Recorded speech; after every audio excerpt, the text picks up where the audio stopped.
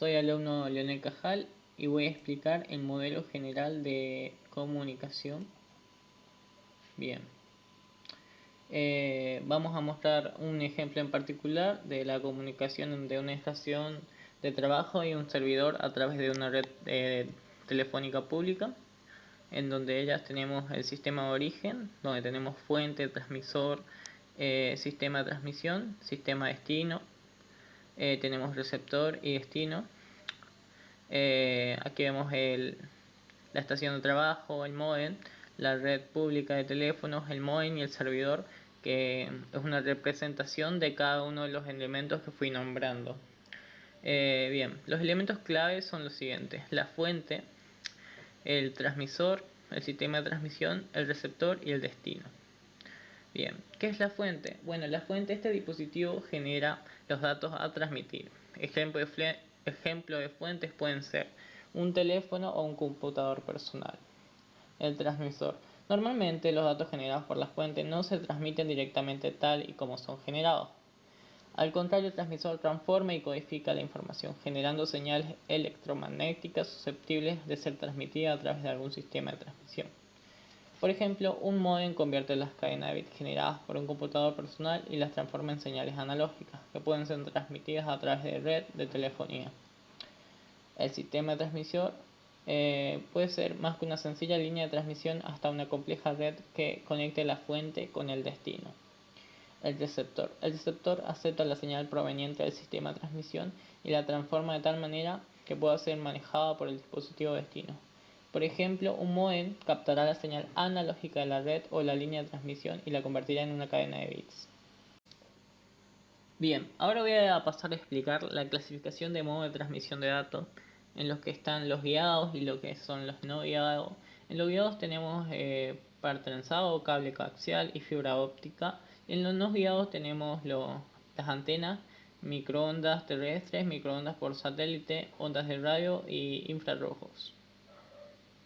En los medios de transmisión guiados, la capacidad de transmisión en términos de velocidad de transmisión o ancho de banda depende drásticamente de la distancia y si el medio es punto a punto o multipunto. Bien, dentro de eso tenemos el par trenzado. El par trenzado es el medio guiado más económico y a la vez el más usado. El par trenzado consiste en dos cables de cobre embutidos en un aislante, entrecruzados en forma de bucle espiral. Cada par de cables constituye un enlace de comunicación. Normalmente varios pares se encapsulan conjuntamente mediante una envoltura protectora. Bien, las aplicaciones de esto del par trenzado, tanto para las señales analógicas como para las señales digitales. El par trenzado es con diferencia el medio de transmisión más usado. El par trenzado es el medio más usado en la red de telefonía e igualmente su uso básico en el tendido de redes de comunicación dentro de edificios. Luego tenemos el cable coaxial. Al igual que el par trenzado, tiene dos conductores, pero está constituido de forma diferente para que pueda operar sobre un rango de frecuencia mayor. Consiste en un conductor cilíndrico externo que rodea a un cable conductor interior. El cable coaxial es quizás el medio de transmisión más versátil, por lo que se está utilizando cada vez más en una gran variedad de aplicaciones. Las más importantes son la distribución de televisión, la telefonía a larga distancia, los enlaces de computadoras a corta distancia, las redes de área local. Bien, ahora voy a hablar de la fibra óptica. La fibra óptica es un medio flexible y delgado, capaz de combinar unas de naturaleza óptica. Para construir la fibra se pueden usar diversos tipos de cristales y plástico. Las pérdidas menores se han conseguido con la utilización de fibras de silicio ultra puro fundido. Las fibras ultra puras son muy difíciles de fabricar. Las fibras de cristal multicomponente son más económicas y aunque sufren mayores pérdidas, proporcionan unas prestaciones suficientes. La fibra de plástico tiene todavía un coste menor, pudiendo ser utilizada en enlaces de distancias más cortas. Las 5 aplicaciones básicas de la fibra óptica son transmisiones a larga distancia, transmisiones metropolitanas, acceso a áreas rurales, bucles de abonado, redes de área local. La transmisión a larga distancia mediante fibras es cada vez más común en las redes de telefonía. Una característica de la transmisión es que propaga internamente el haz de luz que transporta la señal codificada de acuerdo con el principio de reflexión total. Bien, ahora voy a hablar sobre los no guiados. En los medios no guiados la transmisión y la recepción se realiza mediante una antena. Bien, antes de empezar a hablar sobre los distintos tipos de transmisión inalámbrica, tenemos que definir qué es una antena. Bien, una antena se puede definir como un conductor eléctrico o un conjunto de conductores, utilizado para radiar o captar energía electromagnética. Bien, entre ellos tenemos los microondas terrestres. La antena más común en los microondas es la parabólica, tipo plato. Las diferentes aplicaciones que se pueden dar son: los sistemas de microondas terrestres se usan principalmente en servicios de telecomunicación de larga distancia como alternativa al cable coaxial o a las fibras ópticas. Bien, ahora hablaremos sobre los microondas por satélite.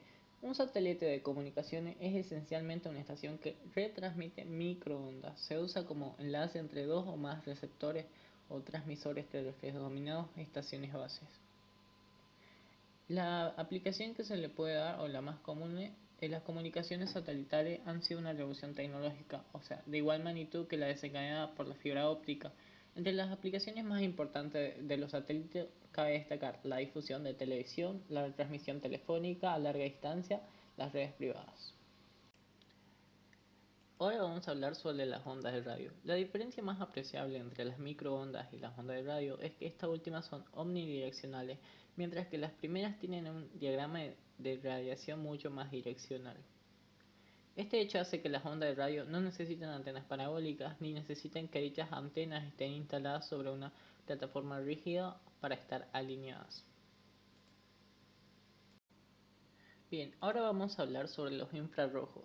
Las comunicaciones mediante infrarrojos se llevan a cabo mediante transmisores y receptores, que modulan luz infrarroja no coherente. Los transceptores deben estar alineados directamente o bien deben estar accesibles a través de la reflexión en una superficie, como por ejemplo el techo de una habitación. Una diferencia significativa entre los rayos infrarrojos y las microondas es que los primeros no pueden atravesar las paredes. Por tanto, los problemas de seguridad e interferencia que aparecen en las microondas no se presentan en este medio de transmisión. Bien, el modelo OSI. Gracias a este modelo, con las computadoras y los dispositivos de red se pueden comunicar. Bien, es importante. Bien, tenemos que recordar qué es una red.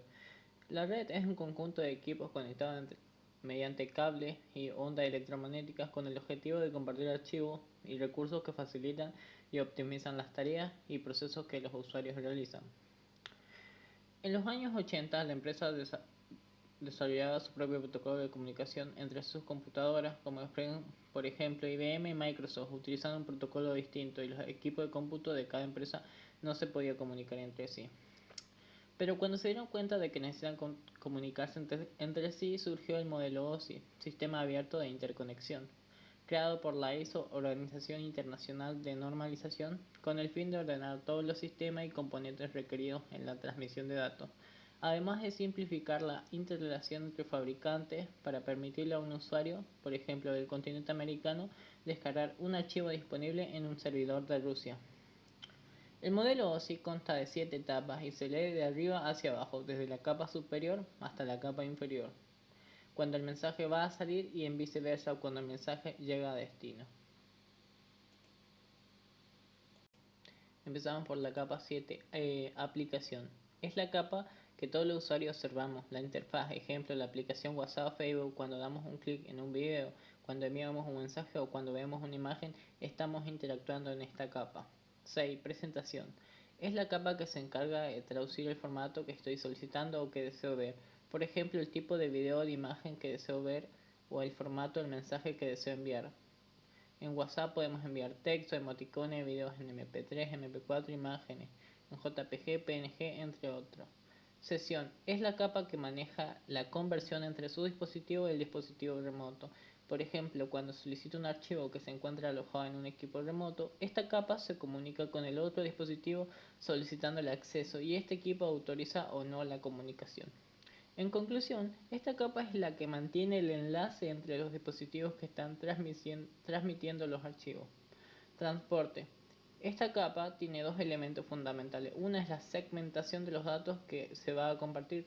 Por ejemplo, si deseamos descargar un video que nos enviaron de 10 MB por WhatsApp. Esta capa divide ese archivo en pequeñas partes para ser enviada por la red cableada o inalámbrica.